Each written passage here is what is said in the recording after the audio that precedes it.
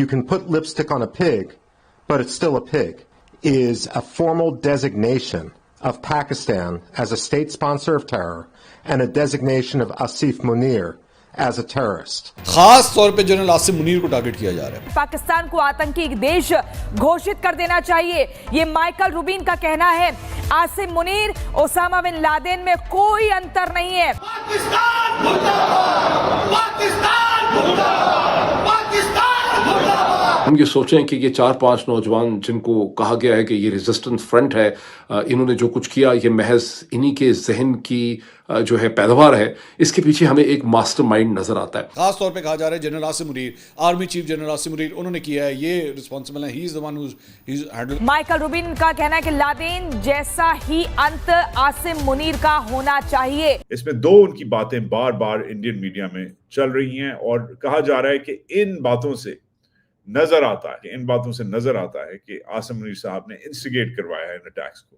तो अब पाकिस्तान आज तक ये क्लियर नहीं कर सका कि हमारा कोई हाथ नहीं है। यकीनी तौर पे भारत में इस हवाले से शायद तशवीश कम हो, लेकिन पाकिस्तान में तशवीश बहुत ज्यादा है। उसकी वजह यह है कि पाकिस्तान का पानी बंद करने को जा रहा है। पाकिस्तानी जो है वो बूंद बूंद को तरसेंगे। पहले पाकिस्तानी रोटी को तरसते थे, अब पानी को तरसेंगे। Chief slash dictator slash de facto ruler of Pakistan saying these things. Is Osama bin Laden lived in a cave and Asaf Munir lives in a palace. But beyond that, the two are the same and their end should also be the same. Hello friends, जय Hind. Hindustan special में आपका स्वागत है दोस्तों। पूर्व pentagon अधिकारी और American enterprise institute के वरिष्ठ माइकल रूबिन ने एक सनसनीखेज बयान दिया है। उन्होंने पाकिस्तान की सेना प्रमुख आसिम मुनीर की आलोचना करते हुए कहा है कि वह ओसामा बिन लादेन जैसा ही है, बस फर्क इतना है कि वह एक गुफा में छिपा था और दूसरा एक महल में। उन्होंने ये टिप्पणी ऐसे समय में की है जब जम्मू कश्मीर के पहलगाम में एक भयानक आतंकी हमला हुआ जिसमें 26 नागरिक मारे गए। माइकल रूबिन ने एक इंटरव्यू में कहा कि अमेरिका को पाकिस्तान को टेररिज्म स्पॉन्सर देश घोषित करना चाहिए और आसिम मुनीर को अंतर्राष्ट्रीय स्तर पर आतंकवादी घोषित कर देना चाहिए। पेंटागन के पूर्व अधिकारी माइकल रूबिन ने पाकिस्तान के बारे में लिपस्टिक ऑन ए पिग वाकया का इस्तेमाल किया। उन्होंने इसका प्रयोग करते हुए स्पष्ट किया कि जम्मू कश्मीर पर हुए हमले के पीछे ऐसा कोई दिखावा नहीं होना चाहिए, ये अचानक हुआ। ये अटैक एक सोची समझी साजिश के तहत किया गया। उनका मानना है कि यह हमला अमेरिका के राष्ट्रपति जेडी वैंस की भारत यात्रा का ध्यान भटकाने के उद्देश्य से किया गया है। और गुज़िश्ता 24 घंटों में जो एंटी मुस्लिम एंटी इस्लाम ग्रुप्स हैं यूरोप के अंदर, उसमें बहुत से ज़ायनिस्ट ग्रुप हैं, उसमें बहुत से एंटी इमिग्रेशन ग्रुप हैं, उन्होंने पहलगाम में होने वाली जो दहशतगर्दी और ट्रेजेडी है उसका उन्होंने किस तरह से इस्तेमाल किया है वो आप ट्विटर के ऊपर देख सकते हैं। अब सवाल ये पैदा होता है, हमें से कोई भी इतना नादान मासूम नहीं है कि हम ये सोचें कि ये 4-5 नौजवान जिनको कहा गया है कि ये रेजिस्टेंस फ्रंट है, इन्होंने जो कुछ किया ये महज इन्हीं के जहन की जो है पैदावार है, इसके पीछे हमें एक मास्टरमाइंड नजर आता है।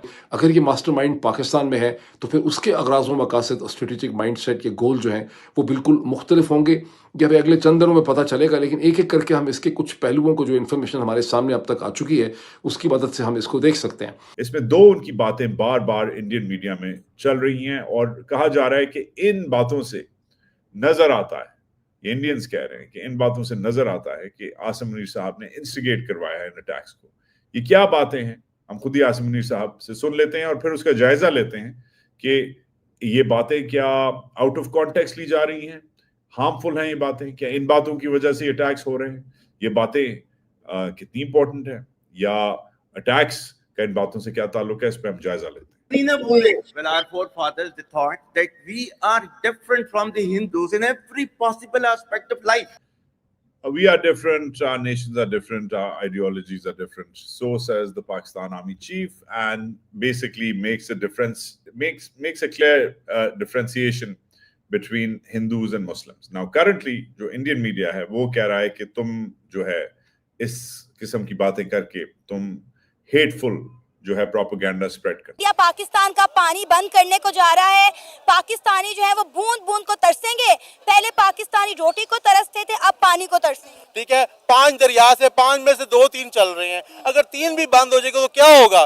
भाई अल्लाह की तरफ से अगर हमें चलना होगा, पाकिस्तान को फलना फूलना होगा, तो अल्लाह पाक जिसे अताबाद झील रातों रात दरियाफ्त होगी थी, अल्लाह पाक हमारे लिए पानी का मसला भी सीधा करेगा। ऐसी कोई बात नहीं है। ये देखें धमकियां, जब भी इंडिया में कोई धमाके होते हैं, कश्मीर में होते हैं, वो फौरन कहते हैं पाकिस्तान का पानी बंद कर दो, पाकिस्तान से एम्बेसी से अपने बंदे बुला लो, यहाँ से वापस भेज दो। फिर 2-4 महीने बाद फिर ये एक ही जगह बैठ के खाना खा रहे होते हैं लीडर, और आप फिर वहीं से चलाते हैं। क्यों नहीं इस एक मसले को इनफ करते? क्यों अवाम को बेवकूफ़ बनाया हुआ है? पाकिस्तानी अवाम को भी, हिंदुस्तान की अवाम को भी बेवकूफ़ बनाया हुआ है। कल हम यहाँ से यकीन करें, पाकिस्तानी दुबई में जाते हैं, सबसे पहले हिंदू से दोस्ती करते हैं, सबसे पहले सिख से दोस्ती करते हैं। जो करना है इंडिया वालों, हमारा हुक्का पानी जो उन्होंने जितने पाकिस्तानी नेशनल इस वक्त इंडिया के अंदर मौजूद हैं, उनको 24 घंटे का वक्त दे दिया कि आपके पास 24 घंटे का टाइम है, आप इंडिया छोड़कर चले जाएं।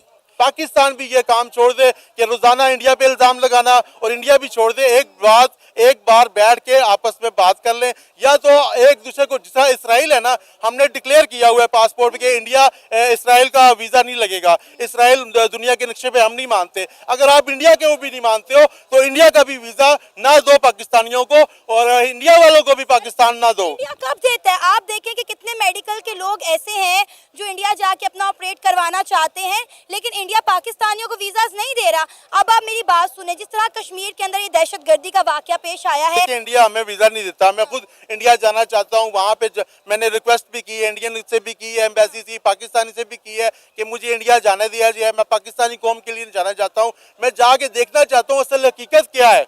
जो हमें जो बताया जाता है क्या वो सच है?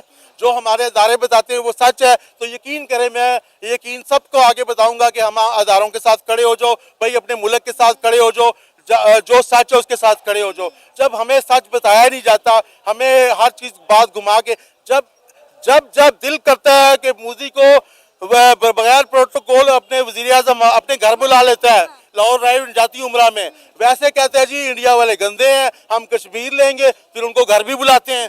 जब चाहे लीडर आपस में दोस्ती कर लेते हैं, जब चाहे जो कर लेते हैं। तो लिहाजा अवाम को क्यों ट्रक की बजी के पीछे लगाया हुआ है? या तो साफ डिक्लेयर करें कि भाई इंडियन को देखे, करतारपुर राहदारी खोली है ना, हमने खोली है ना, वो तो दूरबीनों से देखते थे ना, हमने क्यों खोली है? जब हमें इंडिया से खतरा है, जब इंडिया हम पे इल्जाम लगाता है, जब इंडिया ये भी इल्जाम लगाता है खालिस्तान की तहरीक पाकिस्तान ने शुरू कराई है, पाकिस्तानी सिखों को सपोर्ट करते हैं, तो क्यों फिर हम सिखों को और भी अपने मुल्क में ला रहे हैं? क्यों उनको वीजा दे रहे हैं कि आओ कि यहाँ आके विजिट करो, यहाँ गुरुद्वारे देखो, हमें डॉलर दो और आप जो मर्जी करो? तो लिहाजा अवाम को चाहिए, देखे दोगली सियासत खत्म करें। 70 साल से अवाम कंफ्यूज है कि इंडिया हमारा दुश्मन है या दोस्त है, कुछ भी पता नहीं है। सर देखिए, 70-75 सालों से इंडिया और पाकिस्तान के दरमियान अगर कोई मसला है तो सबसे बड़ा मसला कश्मीर